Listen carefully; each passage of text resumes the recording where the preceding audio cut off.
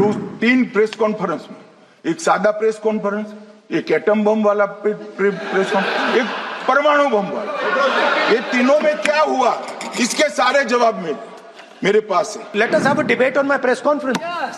Let us go. Yes. Let us have very good idea. Let us have a debate on my press conference. विपक्ष के नेता महोदय कहते हैं कि पहले मेरी बात का आप जवाब दीजिए, मैं सुनना चाहता हूं। आपकी मुनसफी से संसद नहीं चलेगी, मेरे यहाँ बोलने का क्रम मैं तय करूंगा। आपने अगर अमित शाह जी का रिस्पांस देखा तो ये कंप्लीटली डिफेंसिव रिस्पांस है। ढेर सारे आरोपों के मेरे पास जवाब, जो 3 प्रेस कॉन्फ्रेंस में, एक सादा प्रेस कॉन्फ्रेंस, एक एटम बम वाला प्रेस कॉन्फ्रेंस, एक परमाणु बम वाला, ये तीनों में क्या हुआ, इसके सारे जवाब मेरे पास है। मान्यवर, अब ये कहते हैं कि 2-2 जगह हैं, 2-2 जगह मतदाता है। मान्यवर, किन किन लोगों के 2-2 जगह मतदाता, मैं इसमें जिनके नाम 2 जगह रजिस्टर्ड है उसका दोष नहीं निकालता मैं, क्योंकि एक जगह से कोई व्यक्ति दूसरी जगह गई तो 2010 के बाद इसको डिलीट करने का अधिकार आरओ के पास से ले लिया गया। इसके कारण ये विसंगतियां खड़ी हुई है। किसके हैं?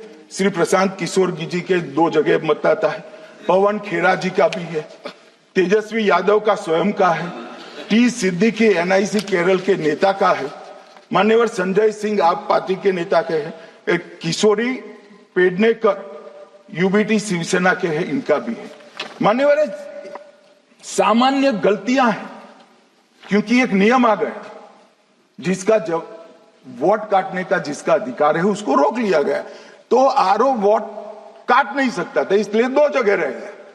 अब वो ही एक गहन पुनर्निरीक्षण से सुधरना है, मगर आप गहन पुनर्निरीक्षण को वोट चोरी कह रहे हो।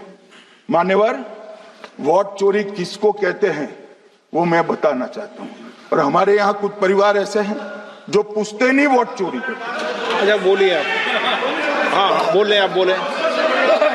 हाँ, बोले आप, बोले। स्पीकर सर, मेरा कल एक सवाल था, जो हिंदुस्तान के इतिहास में पहली बार डिसीजन लिया गया कि इलेक्शन कमिश्नर्स को फुल फुल इम्यूनिटी दी जाएगी। ठीक है, ये है ना, इसका जवाब इसका पीछ में खत्म नहीं किया सर। इसके पीछे जो थिंकिंग थी वो हमें सबसे पहले बताएं। ठीक है। दूसरी बात, नहीं, हरियाणा की जहां इन्होंने बात की, इन्होंने एक उदाहरण लिया, वहां पर अनेक उदाहरण हैं। वो भी आपने दिया था ना, 19 वो भी आपने दिया था, इसलिए वो भी 19 लाख वहां पे फेक लोग, वो उदाहरण आपने दिया था, इसलिए उनका जवाब दिया। और ये भी हमें बता दीजिए, actually let us have a debate on my press conference. Let us go. Let us have very good idea. Let us have a debate on my press conference. Amit Shah ji, I challenge you to have a debate on the 3 press conferences.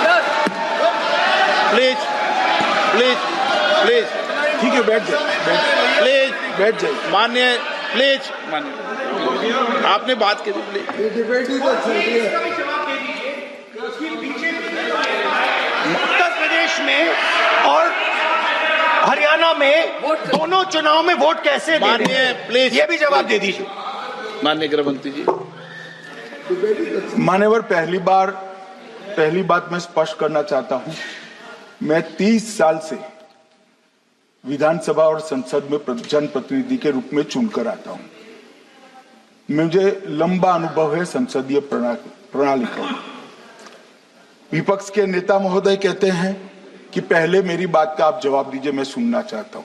आपकी मुनसफी से संसद नहीं चलेगी, मेरे यहाँ बोलने का क्रम मैं तय करूंगा, इस तरह से नहीं चलेगी संसद। मान्यवर, उनको धैर्य रखना चाहिए, मेरा जवाब सुनने का। इनकी एक बात का जवाब मैं दूंगा, मगर मेरे भाषण का क्रम वो तय नहीं कर सकते, मैं करूंगा, क्योंकि मैं बोल रहा हूं।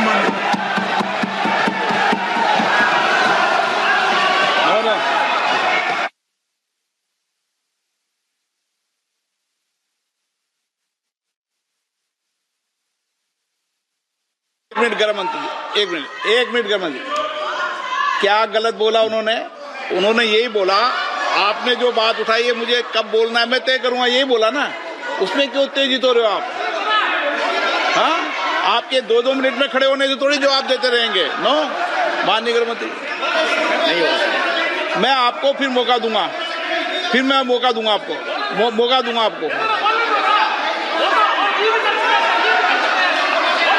हाँ बोलिए, हाँ बोलिए सर, ये बोलिए। आपने अगर अमित शाह जी का रिस्पॉन्स देखा तो ये कंप्लीटली डिफेंसिव रिस्पॉन्स है, ये घबराया हुआ रिस्पॉन्स है, ये डरा हुआ रिस्पॉन्स है। अब सुनिए पूरी बात, प्लीज मानिए। नो, सच्चा रिस्पॉन्स नहीं है। माननीय गृह मंत्री जी, मान्यवर आपके चेहरे पर बैठो, मान्यवर आपके चेहरे पर चिंता की लकीरें मैं देख रहा हूं कि मैं क्या बोलूंगा। मैं उनके उत्साह में नहीं आऊंगा, मैं मेरे विषय पर बोलूंगा। मान्यवर, मैंने इतना ही कहा कि मैं मेरे भाषण का क्रम मैं तय करूंगा। मेरे भाषण का पहले क्या बोलना, बाद में क्या बोलना, मैं तय करूंगा। और मैं मानता हूं कि हर एक वक्ता का ये अधिकार है, उनका भी है, मेरा भी है। कल वो बोल रहे तो हम ऐसा थोड़ी ना बोले आप झूठ क्यों बोल रहे हो, हम नहीं बोले, नहीं बोल सकते साहब। वो माननीय विपक्ष के नेता है, वो बोल सकते अपना भाषण। मान्यवर, और मैंने तो ये भी कहा, मेरा पूरा भाषण छूट कर कुछ बच जाता है तो आप पूछिएगा, मैं जवाब दूंगा। मगर अब धैर्य भी चाहिए और सुनना भी चाहिए, दोनों चीजें करनी पड़ती है। मान्यवर, वोट चोरी का कोहराम बचा। मैं वोट चोरी किसको कहते हैं वो बताना चाहता हूं। वोट चोरी के 3 आयाम हैं। एक तो मतदाता नहीं है, मतलब योग्यता नहीं है, और आप वोटर बन जाते हो तो वोट चोरी माना जाएगा। दूसरा, आप गलत प्रकार से